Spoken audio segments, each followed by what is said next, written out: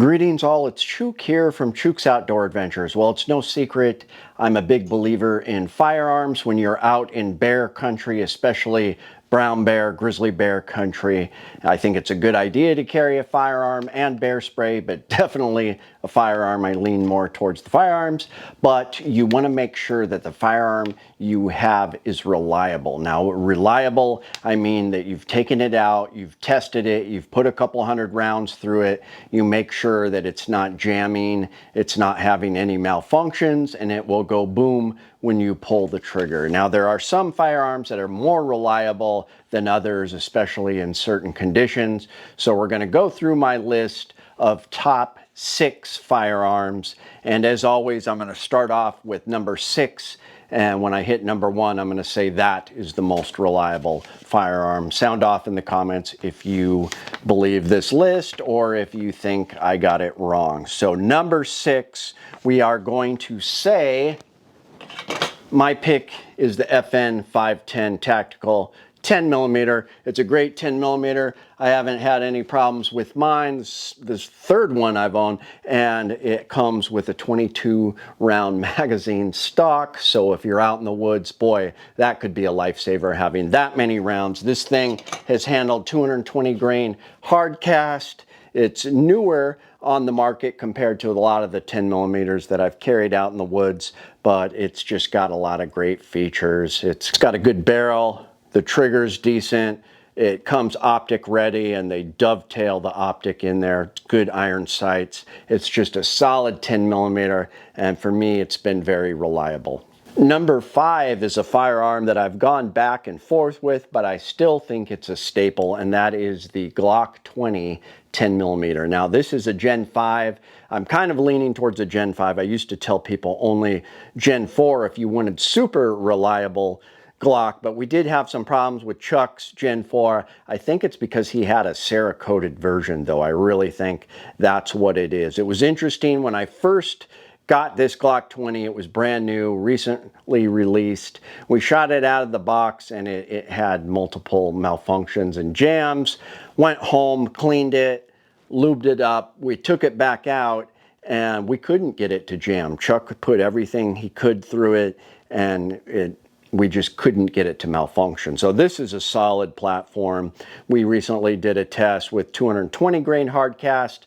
Buffalo bore, if anything will make a 10mm fail, that one will. And this one, the Gen 5, just stood up like a champ, handled it, no problems.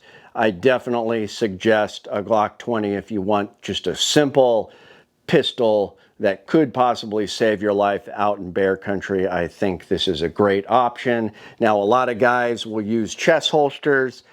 People who moved up here 10 years ago watched one of my videos. They got themselves a Gen 4 Glock 20 and a Kenai Gunfighter's chest holster, and it's a great option. A lot of guides use chest holsters just because when you're crossing rivers, you're keeping it out of the water, and if you're being attacked by a wild animal, it's right there on your chest. You can grab it and use it if you have to pretty quickly. So I am going to say my number 5 option would be a Glock 20 Gen 5 10mm. This may surprise you. Number 4 is a Springfield XDM Elite 4.5 inch 10mm. Now, why did I choose this over the Glock? Well, we had some problems with that Glock.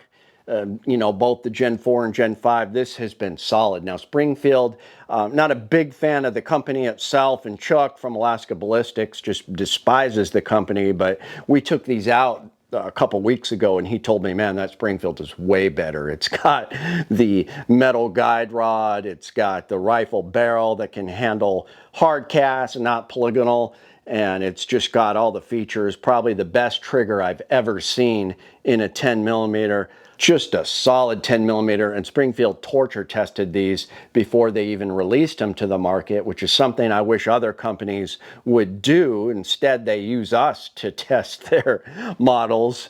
So it is just solid. It's got so many options.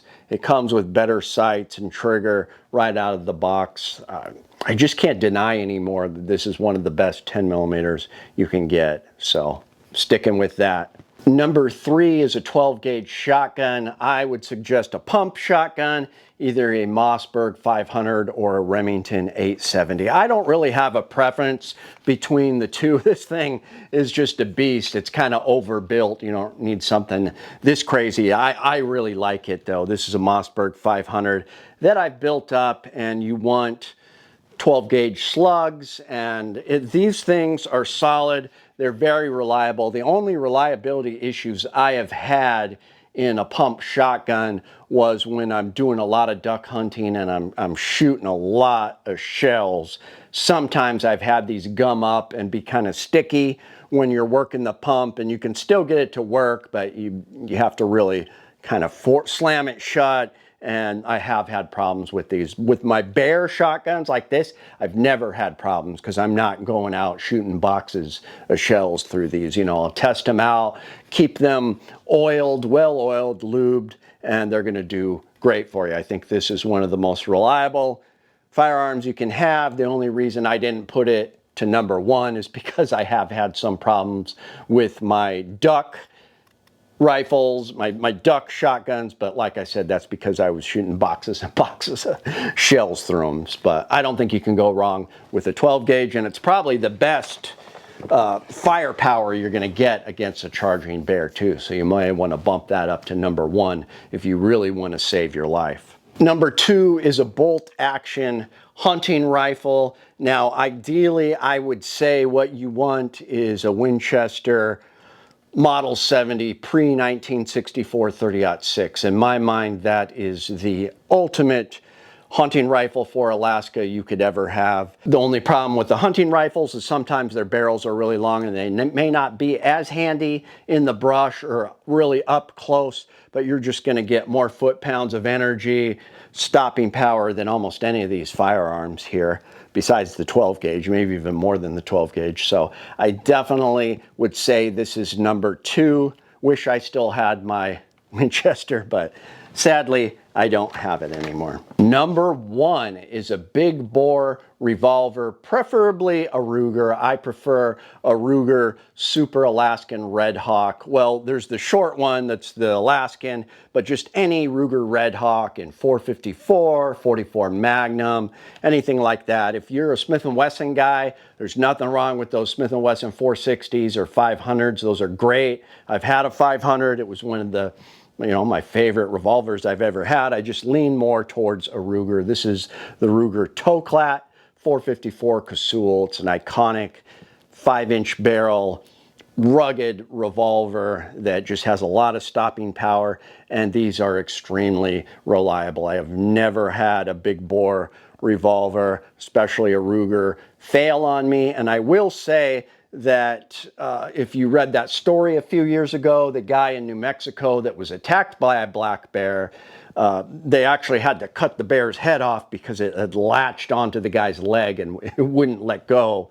But he had a Glock 20. He did save his life with the Glock 20. He ended up, shooting the bear basically at point blank range in its neck. However, because it was a semi-auto, he found a large hair of the black bear in his Glock 20. It got stuck in the slide and it gummed up and it had a jam and it would not fire. He eventually fiddled with it while the bear was gnawing on his leg, and he got it to work and, ejected a shell, got a new one in there, and he blasted the bear. But when he needed it, it did not go boom. So that is the problem you have with semi-autos. Sometimes if you push it against something and it, pushes the slide back slightly out of battery, it's not going to fire, things like that. Whereas if you have a revolver, you're not going to have that problem. You can put it right up against something, pull the trigger and fire.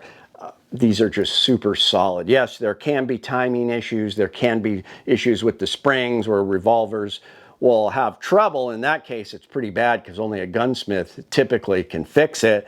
But in my experience, that is pretty rare, whereas I've had a lot more problems with semi-automatic pistols. I think a revolver is going to be your best bet for reliability. That is why I'm putting it at number 1. So thank you for tuning in. Please become a patron if you can. I got links down below, and I'll have another video out tomorrow morning. Thanks, guys. It's Chuke, your friend in the field. My name is Chuke. I like to trade my guns just for fun, but now I have none. Oh no, I'm getting shot by a bear, but I don't care, I got a 10mm. Chuke's Outdoor Adventures. Watch you all die every time.